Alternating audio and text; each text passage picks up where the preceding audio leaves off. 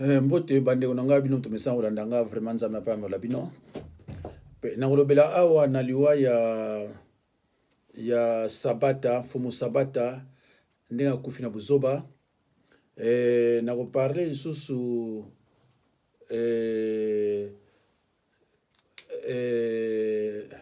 les Makessa de Bundu du Congo seront tous libérés samedi. Samedi je crois le 6, samedi faut oui, samedi le 6, dimanche le 7. Donc, vous allez libérer, tu vas le bélango pe kama muke, Makessa. Après, tu vas parler sur ce matin tampoyo, ndenge ayibi bambongo so ba 1 milliard. Bon, tozomona susu awa nani Tambwe Mwamba na ebité avant Kabila kende so sa melaki yango. Donc aza mutu moko sérieusement malade, il faut que tu peut-être ba évacuer. Ministre de la finance susu na okilete awuti ko kima obi bakangi ye. Donc gouvernement wana ka ya okanka batu nyoso okanka batu me musala malonga ndeko zo mona na te. To bando kende ka ndona ti to kumpe na 22 ti 23 pe a zongisa pouvoir à batu. Bandeko na baneko la kisabino na basigne. Na baneko la kisabino na basigne avant tokota bon namoni bato ebele babenga mususu bakomelinga concernant Fayulu na muzitu. Baninga balobi ke pasteur vraiment merci mingi. Ba makamu oya Bundu dia Congo eza epai Fayulu linga zula ba point pour na ko dénoncer gouvernement ya ndenga zo maltraiter bato. Mais il a un cœur mauvais. Même na bato bandu même bandundu na meeting na union so bisinga même bandundu kaka lobila yango te ba Congo personne lobila yango te azola te la bato tricot ya Lumumba biso ba Congo to yebi Lumumba sala rien yo to voter ozoya yela biso bato na ba tricot ba Lumumba bato bazo kufa kuna zolo ba rien. Alors to lobaki boye soki okanisa ke biso to lobaka po yozo a poste o tia biso na ba poste nga kutu quel que soit ndeni na notre travail na mboka wana te parce que pas inalia on très bien et pas inazalia pas propre na place sa salité te.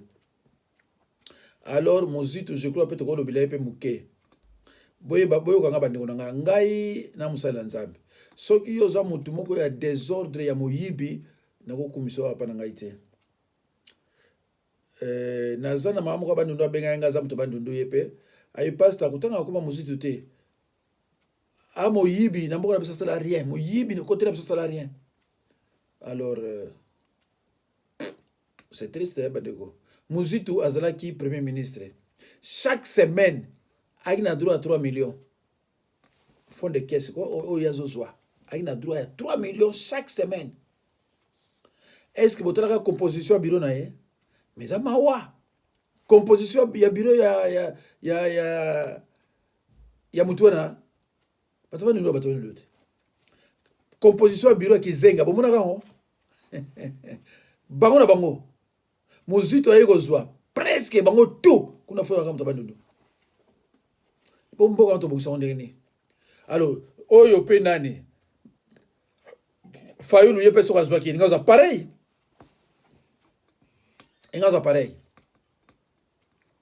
vraiment mon atie mazo souffrir.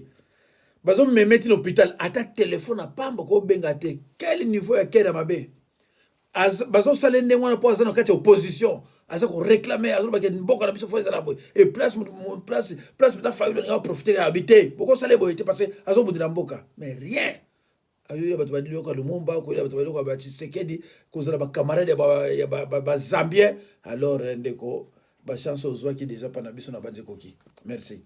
Alors bandeko na ngai na lakisaka bino na basigne na basigne onga lakisaka bino ezolo bana bino ke eloko kozala te nazolo bana bino eloko kozala te tito koma na 2021 oyo ekosila ekozala na rien bobandoke na badistraction oyo bakangaki mutu boye 2 mois eleki oyo bakangaki su mutu boye 2 mois eleki oyo bakangaki su mutu boye 3 mois eleki 6 mois tosilisi 2021 tokoti sur la 2022 loko oyo bondi ko se préparer pour l'élection. yango wana napesaka bino liboso signe ya liboso bomba bavideo na bino ya liboso. Sikoyo nazopesa bino so mosusu oyo ekozala na banzi 0533 parce que 32 c'est salami ebombami kuna mena ebimi te ya makambo nzambe. Alors botala susu yango mpona mbala ya suka. Voilà yango nayebi te so boza kose rappele nango.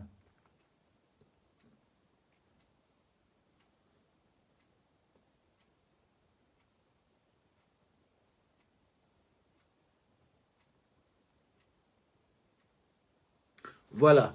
Alors, donc, elobi na bino ke eloko ekozala te. Elobi na bino clair, hein?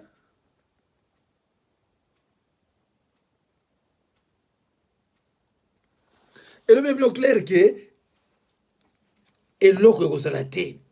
Na biloko mosusu ko mutu akoloba te kaba signe. Epesi ka rien. Alors botala so ebibale ona eli bino. Bogotala na luka onana.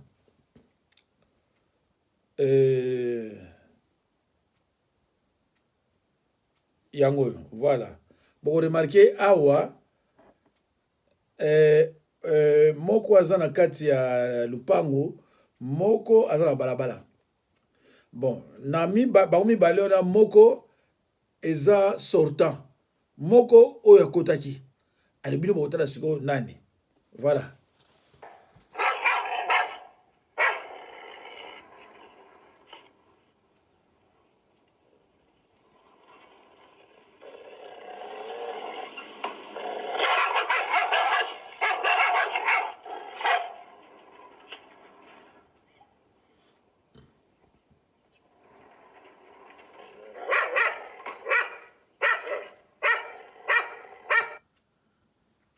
Boboni bandeko suka nango aza oganga ya yotalega bia eloko ekozala te osala rien eloko te. Est-ce que vous comprenez bien? Oyo liboso bale bia rien parce que bale coup franc ezalaka soit passé soit en l'air soit peut corner mais balexi bino ke eza passé te eza en l'air te eza peut corner te donc eza rien bakati nzadi bon okende ga ndona lobi oleli mutu akufi boleki. Alors oyo sikoyo alobi na yeki makelele oyo tia wana ko ya pamba te otambola nyoka makelele oyo osala kuna ko ya pamba osala eloko te na bandeli yango susu.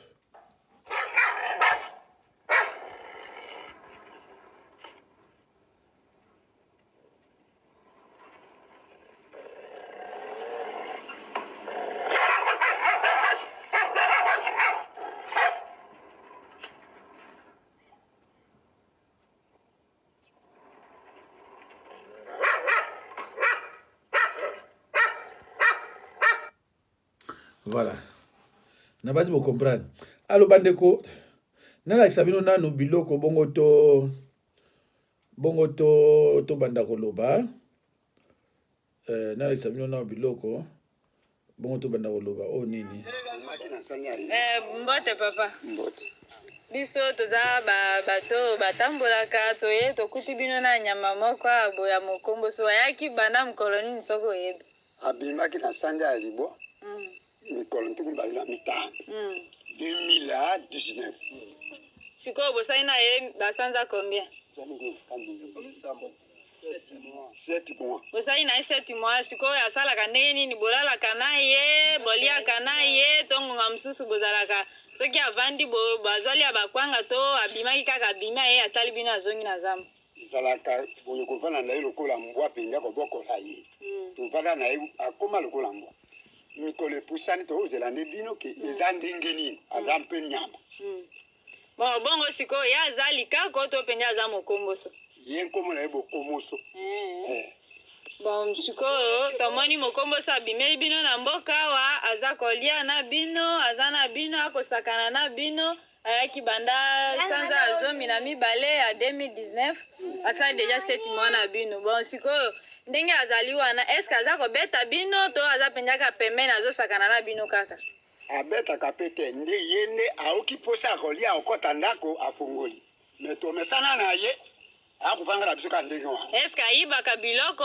to asalaka nini ayibaka akomi moyibi sikoyo bo ntango abimaki bomonaki ye abimi kaka bokuti ye na kati ya ndako to bozomona ndenge azobima abimaki na zamba aye me avandi peneni na tongo bana bamoni ya kosakanaka wana alungu ayaki nde kovandaka likolo sikoyo alunga likolo akoma lokola mbwa penja tomoni ye mpe azopusa moto eske aya ntango bozali abo akokozala ngwa mosusu bolambaki biloko boya ye afungoli alei ako afungoli alei azolia mpe biloko bino bokolamba sikoyo tomoni mpe azolia be azosakana na bana mike bambwa biloko nyonso eske azoboma bango te akoboma te akosakanaka na bango me bino sikoyo bolobi nini na bato bakonzi minene ntongo mosusu bachef de secteur basala nini na ye bazongisa ye na zamba to basala na ye ndenge nini bakomela nano biso te tovandi na ye akomi lokola mbwa kotongisa ye na ntambo esu ndenge nini bango batona te toyi kofandaka na ye aza ne nyama noki akufa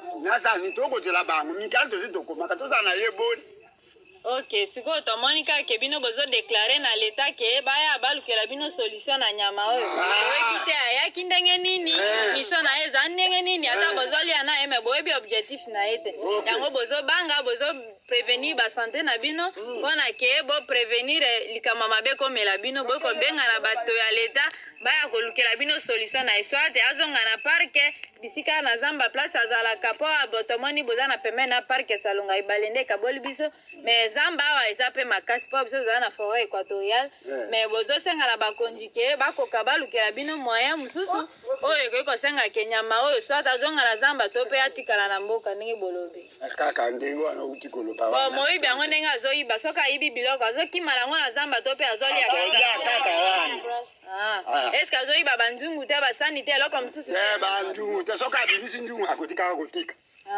ye nde biloko akolia biso tokolia ye mpe soki amoni ivo alia sikoyo na bambwa ndenge azosakana na bango bakoki kokima na mbwa ata mokolo moko te akokima na mbwa te ndenge aza na sikoyo alalaka wapi alalaka nde soki moi mpo ekoti akei kolala na zamba azongi na 6h du matin abimi abimaka na 6h azonga 5h abimi 17h soki ekoki azongi kolala na zamba alalaka na ndako na bino pe te ya koyaka koluka biloko akolia na ndoto ya biso ayeka kolia boye apres ti soki asilisi akoti zamba na ba 5h mpe asa abimaki bo sikoyo kuna na zamba kuna ndenge bokendeke to mpe ngwa mosusu moto mosusu amesana na ye soki akei mai alandaka ye te alandaka nakoeciba penya kosala kwanga boye na ye sikoyo soki azozwa kwanga na eziba na ye akosala ye mabe te bakozwa bango mibale kaka nakozonga mboka akobikiki pe kokumbela ye ekolo akokumba ekolo te akumba ekolo te ka ye liboso moto na nsima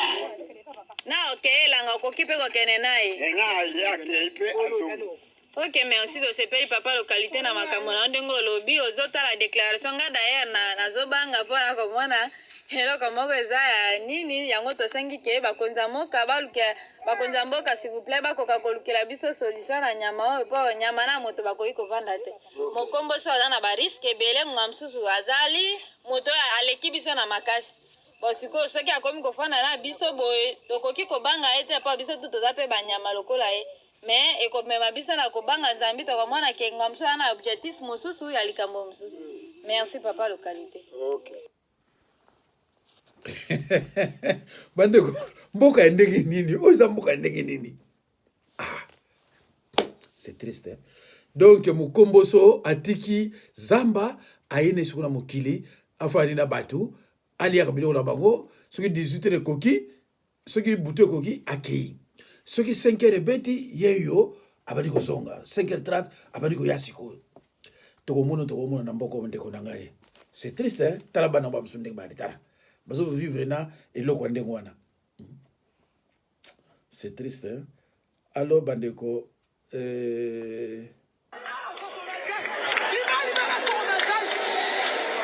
Une fois sorciers et autres démons neutralisés, le calme revient. C'est l'heure des offrandes pour remercier l'évêque Salvateur. 20$ ou bien 50$. Donne et tout ce que tu viens de demander, le Dieu de l'évêque va l'accomplir. Même si tu n'as que 2 $, 3 ou 4, prends tout. Le Seigneur ne refuse rien. Cet argent, tu ne le jettes pas. Tu le donnes à Dieu. Et si tu ne donnes pas, tu deviendras encore plus pauvre. Ce soir, l'évêque a l'air satisfait de la récolte. Une fois de plus, c'est carton plein, jusque dans les rues adjacentes, où des chaises ont été installées pour absorber le trop-plein de fidèles, soi-disant possédés. S'il vous plaît, pasteur. S'il vous plaît, messieurs les pasteurs, venez. Papa vous attend. Chaque lundi, l'évêque reçoit ses pasteurs. Ces hommes ont ouvert une filiale siglée ACK, l'église de Pascal Moukouna. Il y en a 130 dans toute la ville. Chaque franchisé doit reverser 10% de toutes les offrandes de sa paroisse. Ça se passe en petit comité dans le bureau de l'évêque. Paiement uniquement en espèces.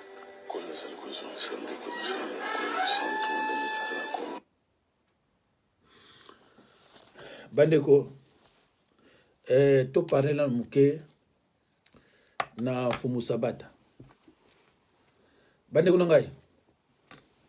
Ezana makamu susu foko yebaka yango. Soki mutu asali alliance na diable. Ndenge bomoni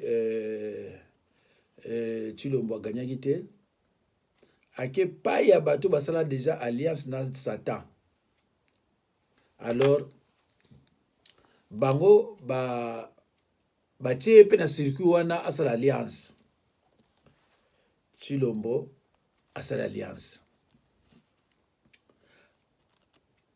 Alobango bato so bayoki ke merita soki ndani abane koloba wana. Tangu yo ndimi okende na ye okoma kosala na ye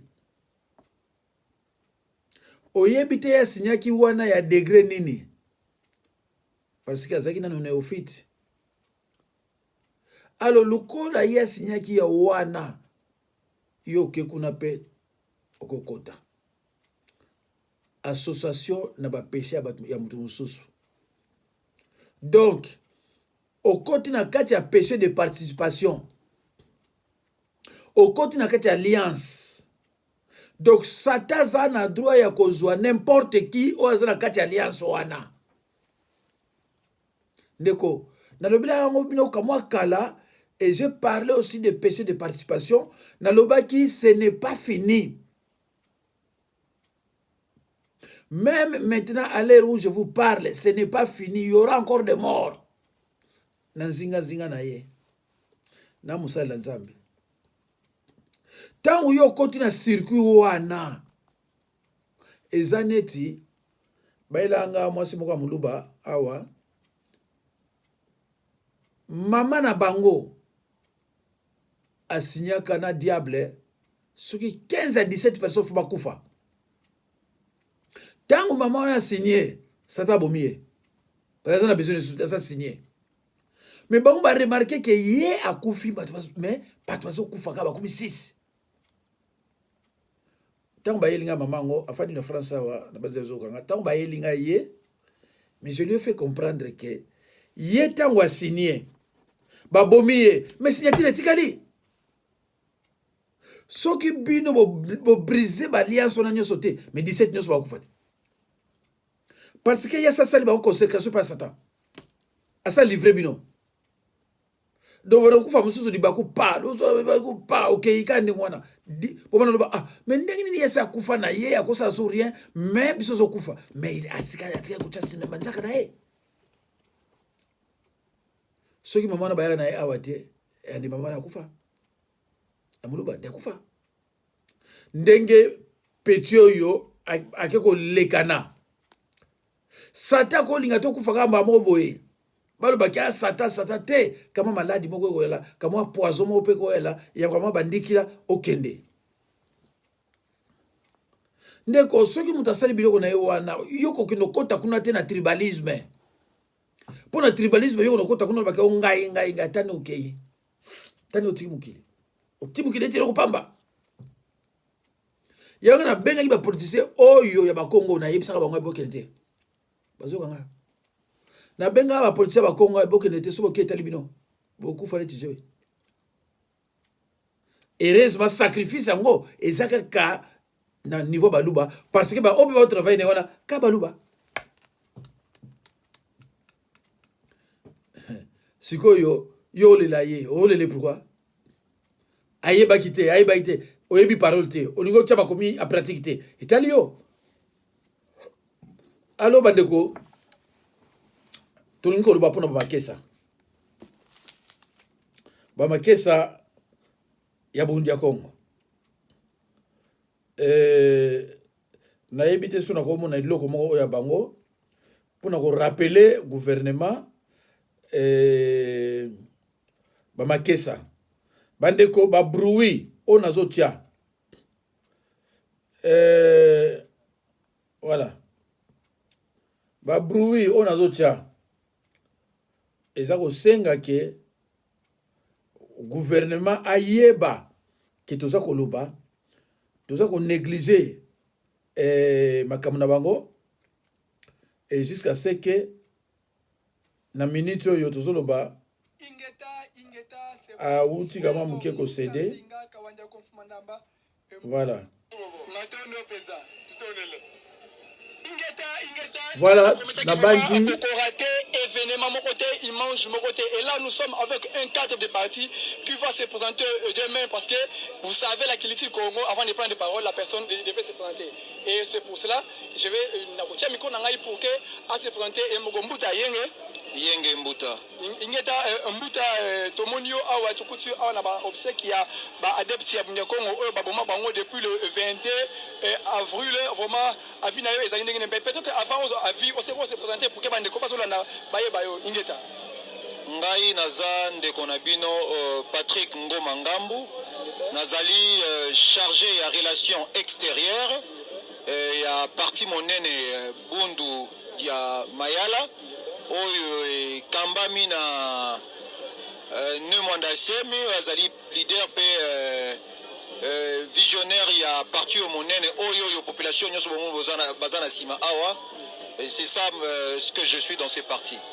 Alors mbuta avina yo ezali nini apropos à événement malheureux au vraiment oyo eleka na niveau ya songololo avina ezali nini oyebi événement oyo eleka na songololo oyo tokoki kaka koloba ta yango te lelo soki tozongi nsima ta idps esali plus de 30 ans na opposition batikala jamais kokufela batikala jamais kozala victime ya badégâts oyo elekaka na kati ya parti oyo lelo tokoki kodéplorer pas seulement kaka baoyo bakufi mais tokoki kodéplorer plus de 1000 adeptes ya bundu dia congo oyo tozali victime ya injustice moko meurtrière mais par rapport à événement oyo toyei kokunda bandeko na biso bato bazaki na biso tolite na bango po ete tokwesa Monguna Kabila il faut parler les choses il faut citer le nom tokwesa Monguna Kabila lelo bato bakoko boya yango mais bango bakoboya bazaka bato bazali mal intentionné parce que toyebi yango ke bundu dia mayala yende moto asali makasi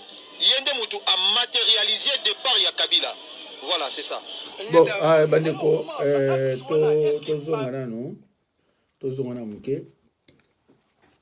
Voilà, les adeptes de Makessa de Bundu Mayala ou bien de Bundu Congo, bah, on a libéré samedi le 6 février 2021. Mais ils ont des conditions années. Balobi tozo libéré bango, mais bazana droit kutana na autorité morale na bango te ne mwanda tsemi. Mais finalement c'est quoi? Bosaka na batu siko.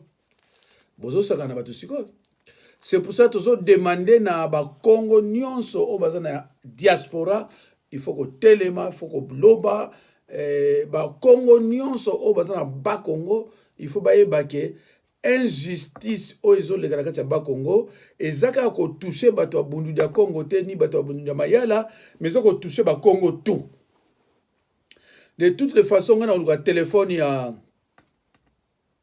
ya gouverneur ya Bakongo soki utabwana soki nini il faut asalila ngai dénombrement alobela ngai procureur ya Bakongo aza ekolo nini badirecteur ya basociété ya Bakongo baza ekolo nini parce que soki yo oza procureur na Bakongo oza muluba par exemple na baluba kuna procureur ya Mukongo aza te mais ebani neni siko procureur muluba azalaka Bakongo eza biloko foto tolobela yango pe totya mobulu na ndenge osakana te procureur mais na Bakongo ba juriste baza te est-ce que na Bakongo ba juriste baza te po yo uta musika so na mboka na bino bakananga bambushimai alo sauter mbala moko na matadi yo muluba procureur ah mais non biloko ya kolinga ngote naza eloko ndeko moko na ebite sona otya sona omona ngo parce que naza très fatigué sona tya ngote na sala vidéo mo même lobby. Alors, j'étais en contact avec Mbutasita. Concernant le bruit, on a dit dernièrement, lobby na yango, décision bimi. Que bozo ça bolingi gouvernement oyote, bozo panza gouvernement oyo sango tout ça, mais ngana otikati, ngana vraiment Congo hein. Ngana otikati, en plus ngana mongolo wala. Biso mongolo wa tubanga ilote. Donc, nakoloba l'air nyonso ngana koloba. Moi, je ne suis pas de Bunda Congo, ou bien de Bunda Mayala. Non, moi, je suis au Congo. Point. Et donc, samedi, baso bimisa, bana nyonso, bama kesa nyonso, o bazana ndolo. Vers 10h, 11h, bako bima. Alors, soki ba bimi, boche bangona ba bisi, bazonga sikono ba mboka o ba ali. Kofutra ba batike. Mais interdiction parce que nous mona dans autorité morale na bango bozo batundeni mais bino so libérer mutu si mais mutane mona tsemi auto place babe tango abimi bango mona kete mais baza obligé à mona ko pese mbote mais bino zo pekisa ba mona ne mona tsemi te ba pese pe mbote te ah mais et comment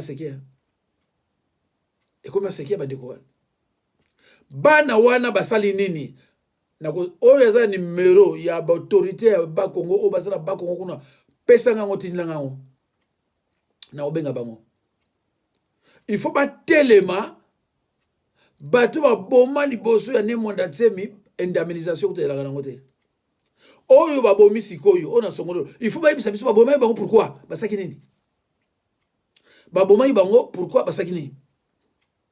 Est-ce que leurs femmes sont indemnisées? Rien. Et le côté. Ah mais, yo outi na poto awa. O yebine basalaka awa bakaba indemnisation. Ba maman na bazofa na bazana eloko oliate. Soki biso na Bakongo to telemite ndenge zanga na le 4 janvier. Ayuza mama mingi. Ebisi bino za mama mingi. Il faut to yeba directeur oyo ya cyclerie bien cimenterie azanani PDG azan il faut to yeba yango procureur na mwanda na chela su wapi bazane bazabe kolonini et puis nous allons vérifier chez eux ce qui pas na bango mukongo za procureur ce qui mukongo za procureur na bango te mais yozo ya kusala procureur pas biso pourquoi parce que chez nous il y a aussi des juristes ba kongo bo fona miso nga oko traiter nga ndenge olingi moi je m'en fous Etangaje. N'a pas besoin de tout. Au traiter un dengue lingi. Moi je suis un vrai Mukongo. Alors quand je parle de Bakongo, c'est-à-dire nous parler de Bandibo, Bisingombe, Bayombe, Bamanyanga, Banani, Basasala, Bazombo, Bato Bazakuta qui a Kazangulo ou à côté Bato ya Emmanuel Bamba Banani, n'a pas ça tout. Donc tant Mazoloba, Mukongo, c'est-à-dire nazo Mukongo nyonso. Parce que c'est la seule province où ils allaient que ceux qui montent à lobby, Mundibo Goyoka, Manyanga Goyoka, Muyomba Goyoka, Babembe Goyoka, Biso tout Goyoka. C'est la seule province. Yangwana est la province où ils sont gestionnaires. N'a province où c'est ok, telle la zone où ils sont mais pas chez nous. Pas dans Muyombe, soit lobby, Manyanga Goyoka, Muntando Goyoka, Mundibo, Biso tout Goyoka. Yangwana on a besoin de binoter, Yangwana qui toka bwana. Parce que tout Kabwani. Boya ko senga zil para biso parce que biso ba gestionnaire biso ba ya omena masangate mais comment ko saka na batu ndengo comment ko saka na batu tina niveau boye que bozo libérer bango mais bazana droit komona autorité morale bango te mais c'est quoi ça c'est quoi Ah mais non, dit bon nous banani. Donc bino ba Congo, il faut que telema, s'il faut te faire partir batuna ba Congo, ko kende kwenda ni yani, il faut pas kende. Et c'est comme ça. Parce qu'on vit le 4 janvier, et c'est là qu'il y a une révolution, il y a un Congolais. Le 4 janvier, et c'est là qu'il y a une révolution, il y a un Congo contre les Mindele. Et toutes les personnes arrêtées le 4 janvier, oh, les martyrs, ont été toutes de Bakongo. Et toutes de la Bako. Oh, Bakangi, Bakongo. Batu nyonso bakanga c'était de Bakongo pour l'indépendance bango nyonso bazaki ya Bako to mona ke kolo musuku na tata bakangi le 4 janvier qui guerre entre le Bakongo na Bamindele et ça qui jamais Bakongolais. C'est pour cela que quand vous parlez des martyrs de l'indépendance pourquoi autant Bakongo na bangote pourquoi autant Bakongo ngote mboka te mboka komi futi na banyama bazo bima na mboka koza na bato zena luka mkongo moko boye na yebite soki téléphone bo mona ngo pesa ngonga na yebite so na mona ye c'est grave c'est grave bono zo bato siko ni banani hein bino bono zo bato ni banani siko ah non il est pillage voilà faut ça la yeyo Madame, Monsieur, fidèle téléspectateur de Canal Congo Télévision, merci de nous suivre à travers ce magazine. De l'article 168, qui dit ceci. Merci d'avoir répondu. Un vrai Mukongo, Bokoyoka ye, soki Mukongo nyonso a komi ndenge na ye, na bandi ba respecter biso. Vous êtes notable du Congo central. Oui, notable du Congo central, les porte-parole de la cohésion provinciale, ici des 366 groupements qui comptent celle-ci. Justement, vous avez déposé un mémorandum sur la situation du Congo central, la crise qui sévit dans le Congo central. C'est le contenu d'ailleurs de votre mémorandum. Qu'en est-il exactement? Oui, le Congo central est en deuil. Endeuillé par la dictature de l'IDPS et la complicité de l'IDPS à piller la province du Congo central. Comme vous le savez, c'est depuis le 29 mai 2019 que la Cour constitutionnelle a rendu un arrêt qui reconnaissait la déchéance de M. Atouma Nankourouki.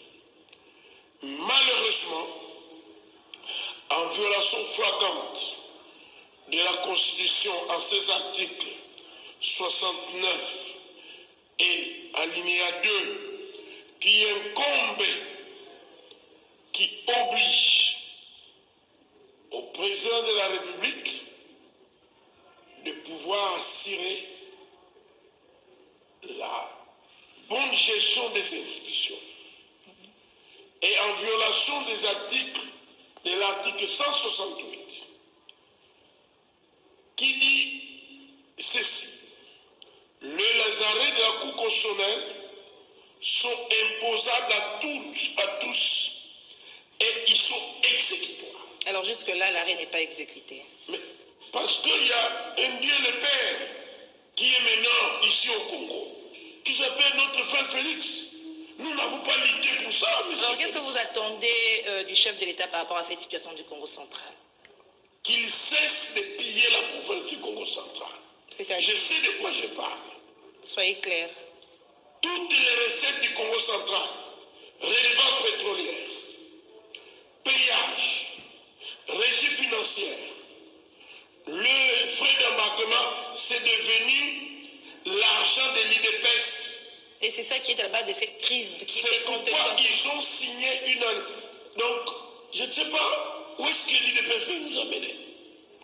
Ils veulent nous recueillir de 50 ans. Ils se trompent d'époque. Ils ont refusé d'exécuter cet arrêt pour la simple raison que ils ont fait une alliance avec Atou et Atou leur a tout donné. Atou n'a même pas les moyens. Il ne sait même pas payer ses ministres 8 mois. Parce que l'IDPS lui a dit, tu es venu toi-même te donner, nous nous prenons ça. Et aujourd'hui, toutes les routes de cette agricole en mou. Rien ne marche. Monsieur Atou est figurant. Il ne sait même pas payer ses ministres. Et donc, aujourd'hui, nous avons été reçus par le président de la commission JCTP de la SENCO, qui avait déjà reçu le mémo depuis le 11 mois. Les mêmes mémos, je l'ai déposé à la Cour constitutionnelle. C'est clair là, c'est bien déposé au parquet général près de la Cour constitutionnelle, qui avait donné injonction au ministre de l'Intérieur de nommer l'intérimaire et aux organisations des droits de l'homme, à Cage, à Zador, aux églises, l'église Christ au Congo, aux ambassades, pour les demander qu'ils nous disent oui ou non, un président de la République, soit-il le plus mieux élu au monde, 99,9%, a-t-il le pouvoir de dire à un peuple souverain, non, moi, je vais vous rendre mes esclaves, vous les gens du Congo central, parce que maintenant c'est notre tour. Alors, vous vous attendez à quoi par rapport à cette situation? Mais nous attendons l'exécution de l'arrêt. Le départ du gouverneur, qui soit remplacé par un intérimaire. Oui, et puis que l'Assemblée provinciale puisse élire dans les délais constitutionnels. Et maintenant, je suis content, mais M. Ilukamba, le PPD, c'est parmi les partis médiocres. C'est parmi les partis diabolisés par l'IDPS. Hier. Mais maintenant, le PPD vient de donner une leçon magistrale à l'IDPS. M. Ilukamba, l'émanation de l'Assemblée nationale, on l'a désavoué par une motion de censure. Nous sommes dans le Congo central. Je viens, c'est une jurisprudence. Désavoué, il a tiré les conséquences des désaveux. Il a présenté sa démission. L'Assemblée provinciale du Congo central a élu Atouma Douane, désavoué par une motion de censure. Plus grave encore, validé par la Cour constitutionnelle. Plus grave encore, notifié à toutes les institutions. Mais M. Félix, je l'aime bien. Nous restons, nos amitiés antérieures demeurent. Mais ici, il n'y a pas question de dire, parce que c'est un ami de longue date, un frère, comme il commence à faire les dérapages, on doit les remettre sur les rails. Quand des places aux gens qui pensent que nous avons abandonné, il est le but tout non, pour bien l'aider, il faut les remettre. Merci, M. Mabanga. Donnez-moi seulement de pousser. 30 secondes. Donc, il a l'obligation constitutionnelle. C'est les arrêts sont rendus au nom du peuple, exécutés au nom du chef de l'État. Notre mémoire est claire. Nous refusons d'être des esclaves de l'IDPS. Nous n'avons pas, nos ancêtres sont morts le 4 janvier 2059, pas pour que 60 ans après, l'IDPS vienne nous coloniser. Les ressources du Congo central sont pour le développement du Congo central. Si l'IDPS s'entête, je le répète pour la unième fois, 2, 3, 5 ans, nous allons nous rencontrer, il va rencontrer la force qui a existé en 59, nuit et jour. Merci, M. Mabanga. L'argent qu'ils sont en train de payer doit être restitué. Voilà, c'était une introduction par rapport à votre merci, Bandeko. Que vous avez eu ce mercredi. Bandeko na bani boyoki. Soki balingi bamona force oyo ezalaka na le 4 janvier 59 bakomona yango soki balingi bamona yango bakomona yango. Donc il faut koyebisa bakongolais yo congolais yo mokongo soki ozwi video oyo panza yango partout mokongo nyonso fo yeba ke cette fois-ci richesse ya Bas-Congo c'est pour les Bas-Congo eza pona Bas-Congo eza pona banini te biso richesse eza na province na biso bakoya kozwaka yango te. Peuple Mukongo amonaka pasi na gouvernement tozate boya kozwa biloko non. Peuple Mukongo faut a décider s'il faut to sala o ezaki le 4 janvier tokosala yango. S'il faut yo mupaya ya Bas-Congo obima okobima soko bima te okomona yango soko obima te okomona yango oko regretter pe na banzi ekosukilo mabe tokozala suste ndenge ya ikala to non.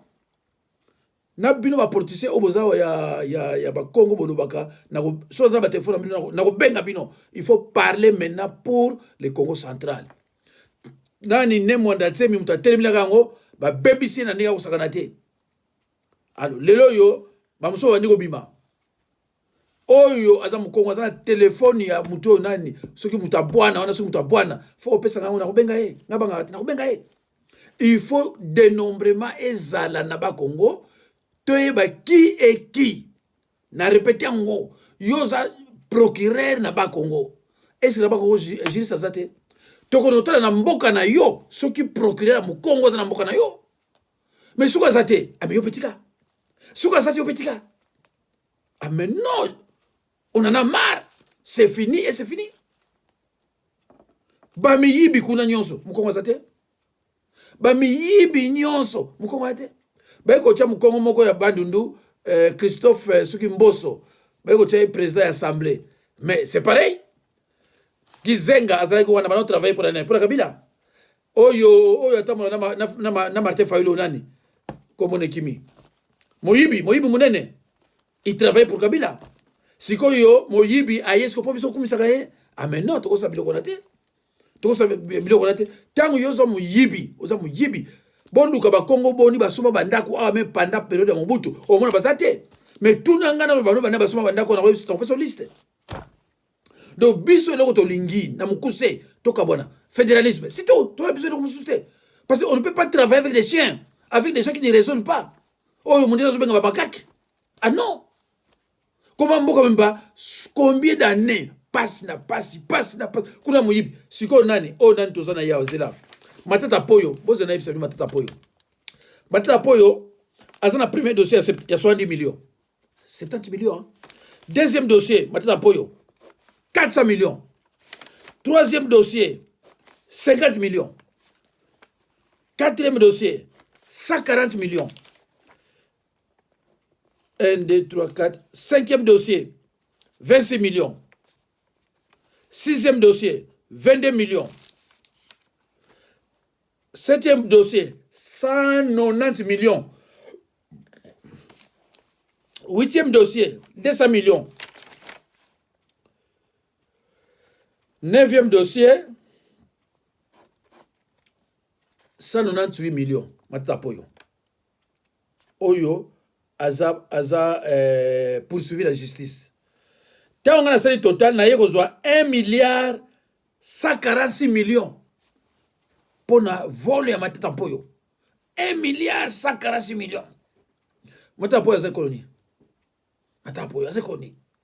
Alors, bato aboye biso ba Congo tout ça na bango. Ah mais non, il faut te mettre fin na biloko boy.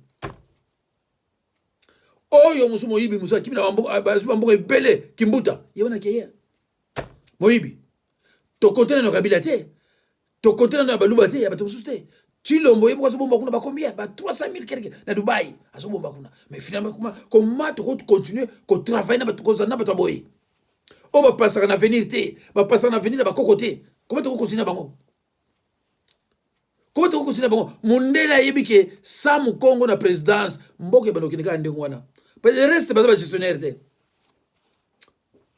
Donc ce qui vraiment yo landanga continue landanga mais so mu ko landanga te otiki.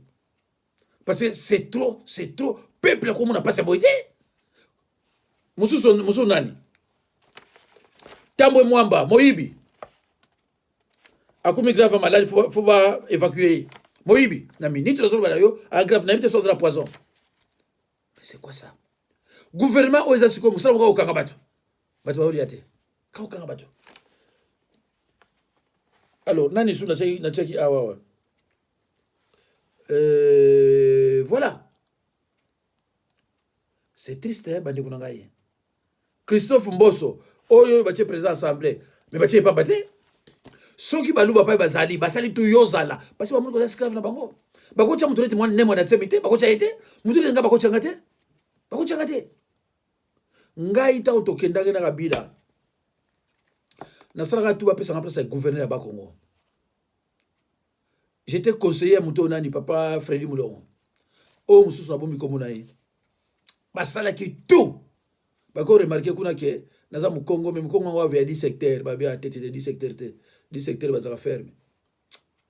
Soki esimbaka yoza procureur na mboka oya Congo central nako tuna oso na mboka na yo mu Congo za procureur kuna soka zate sur place allez longwa yoza na yo général awana ba Congo okili kuna yoza o président ya PDG ya nani ya Sikleri ou bien Cimenterie adi otika mo kena ba Congo okuta PDG muswahili na compagnie boy muswahili ba PDG ba Congo ils sont même pas des chefs de service.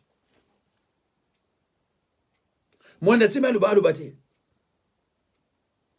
ba na pora bat muka pamba oyo ba yebi ko gouvernement ko te siko na zomo na o mususu docteur wa piti a changer susu o tino mbo ganyaki te falu mto ganyaki tala azo ya bila lerni na video ngom na to chango te voilà alo bandi kuna ngai tala na goma ese kenda pa Rwanda tala ba taxi tala ba taxi la kuna botala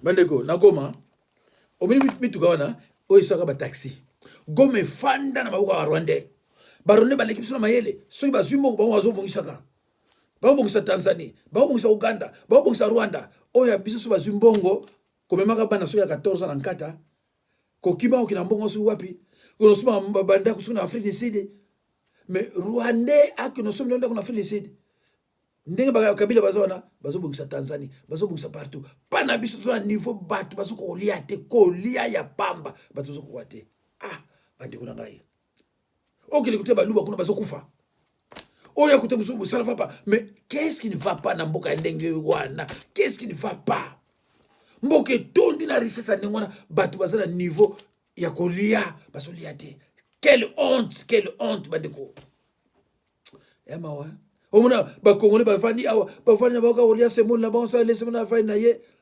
mangwelo ba chaka biso awa wa eza poto tala ba mikala. C'est triste hein abongo tongo ya kutala su ya ekoya kutala susu na COVID-19 za mama mingi. C'est triste. Allo bandeko ba message à moi na pesi bino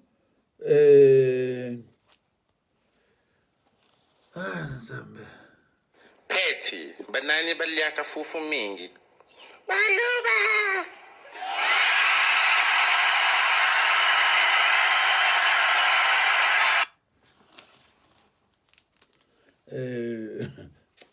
Nasegi tu na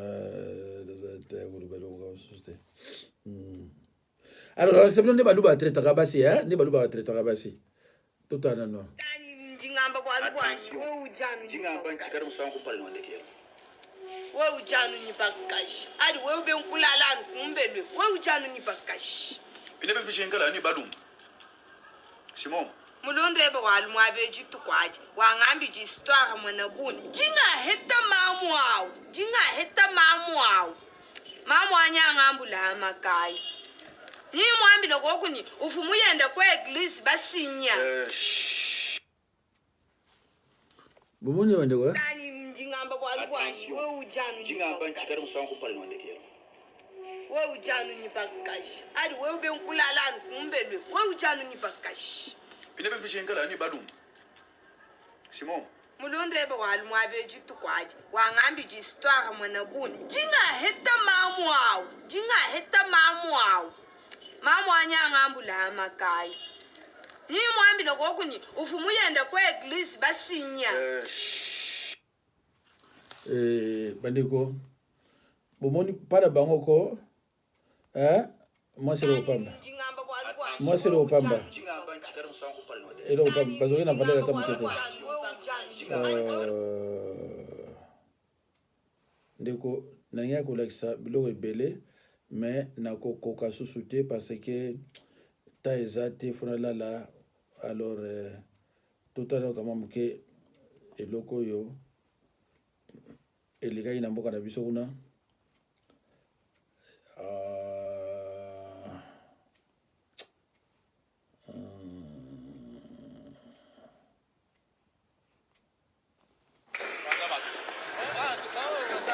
Panza batu.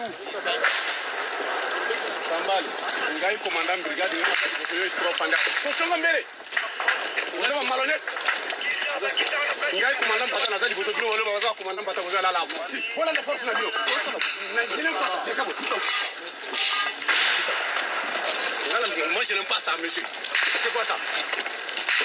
Ba commandant bata na ba stro boza la la. Mboka ya boye, mboka ya désordre, hein? Mboka ya désordre, ba bengi désordre de examen wa mingi. Certains disent par la lutte armée, d'autres disent par ceci ou cela. Mais les États-Unis d'Amérique, la fédération indienne, la fédération brésilienne, vous croyez que le président Barack Obama ose donner des instructions à l'État de Texas? Il ne peut pas. L'État de Texas est un État souverain à l'intérieur d'une fédération. Ils ont leur constitution. Ils ont accepté de mutualiser avec le reste de l'Amérique un certain nombre de domaines de compétences. Terminé. Obama n'ose pas toucher aux lois internes de l'État de Texas. Les Mormons dans l'Utah, ils ont leur système de gouvernance. New York est l'État libéral, Californie ultra-libéral. Des États conservateurs, des États qui n'ont rien à voir dans leur philosophie, vivent ensemble et gagnent ensemble au plan économique et constituent la Fédération des États-Unis d'Amérique. Donc quel est notre problème, nous, Africains? Le panafricanisme doit être clair sur une question. Le panafricanisme n'est pas une unité des États noirs. Un Cheikh Anta montrait que les Arabes, 3 Arabes sur 5 sont des Africains aujourd'hui.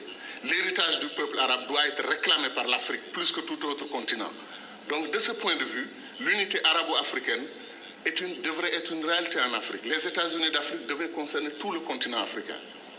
Et nous ne voulons pas qu'une partie du continent africain se détache pour aller dans la Méditerranée, travailler avec les Européens. Vous avez vu l'UMP et tout ce qu'ils ont tenté ensemble, ça n'a rien donné. L'avenir des pays arabes, maghrébins, c'est l'Afrique. C'est leur profondeur africaine. Tant qu'ils voudront s'allier avec l'Europe ou chercher d'autres alternatives à l'Afrique, ils n'y arriveront pas. Parce qu'ils sont sur le sol qui leur appartient aujourd'hui et qui s'appelle l'Afrique. Mais les contradictions, il y a un manquement de contradictions. Ce qui se passe en République démocratique du Congo est un scandale permanent.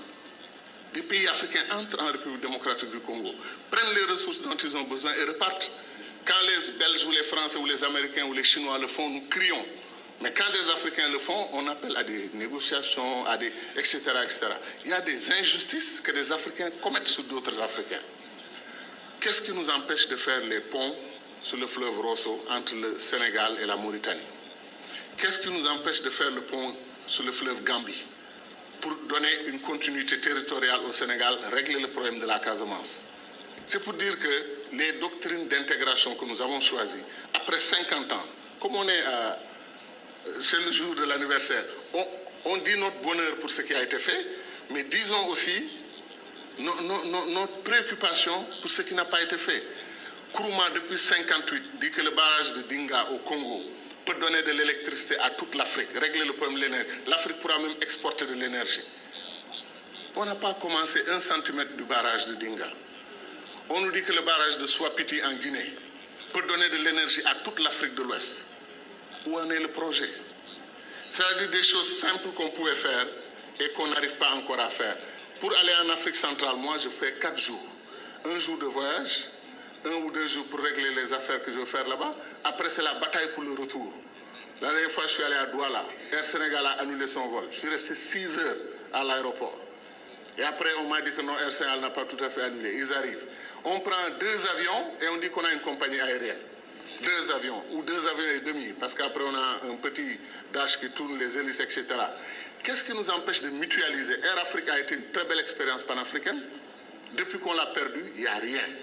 Comme disait l'autre, on fait de la compétition ruineuse entre nous.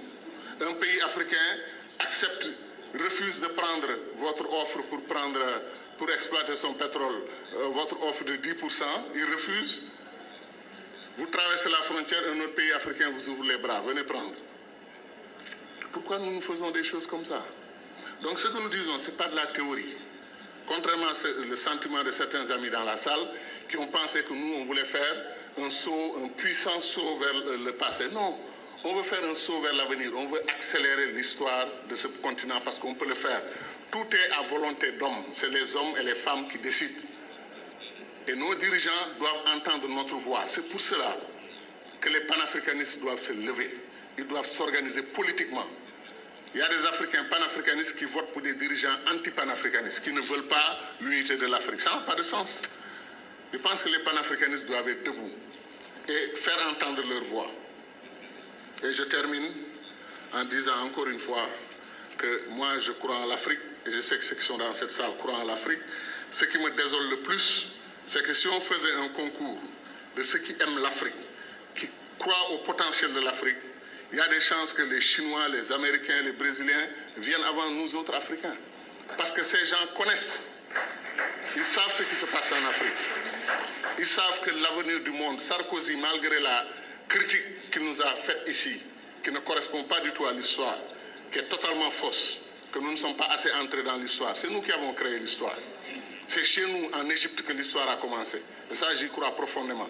Pendant, comme disait Chantal, eux, l'Europe, ils étaient dans la barbarie. Mais Sarkozy, qu'est-ce qu'il a dit? L'avenir du monde se joue en Afrique. Il est important de nouer des alliances avec les Africains dès maintenant, bien qu'il ne l'ait pas fait côté immigration. Mais je veux dire que c'est ça. L'avenir du monde se joue chez nous. On semble être les derniers à en être conscients. L'or, le diamant, le pétrole, chaque jour que Dieu fait, un pays africain se découvre pays pétrolier. Il y a des pays comme le Mozambique vers la Tanzanie, on découvre qu'ils ont des réserves d'or et des réserves de pétrole et de gaz supérieures aux réserves du Koweït. Vous vous rendez compte? L'Afrique est un don de Dieu. Est-ce que les Africains en sont conscients? C'est ça la question. Merci. L'Afrique est un don de Dieu. Moment oyo esengi biso nyonso ba Kivusien, bato Équateur, bato Kisangani, banani totelema. Parce que muto yo azana pouvoir. Bino so comprendre rien. Mais ils détiennent certaines vérités. Comme un groupe wana. Bazako yiba bazo muna iloko te, mais ba Rwandais ba ebini bazo sala.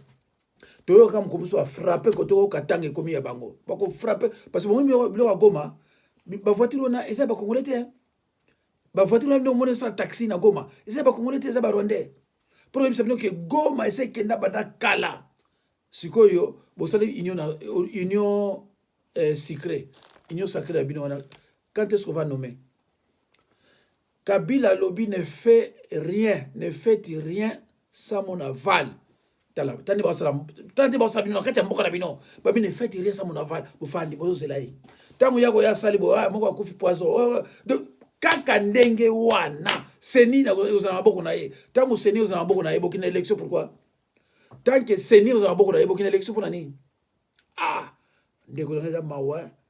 Na kati mboka na biso. Faut pas ça la biso bona kati mboka oya biso. Ah, ndeko. Mutu po zwelo kwa kolia. C'est toute une bataille. Mutu po zwelo kwa kolia, mais non, bandeko. Yala mawa. Ndeko na ngai yo mtozo na ngoza congolais. Soko yoki mutaza muyibi koza kana simana ite. Soko yoki mutawa boma ba trombo na biso koza kuta simana ite. Parce que yo kozala fanatique na ye après lobi yo kufi elo nozui. Et pour alors ya kufi na ye elo nozui. O changer son mutaza la fanatique. Longola lika ba kozala fanatique ya mutu. Non, kozala fanatique ya mutu te. Parce que oya kozwa tension, oya kozwa bilo mo mabe pe ko regretter kufi.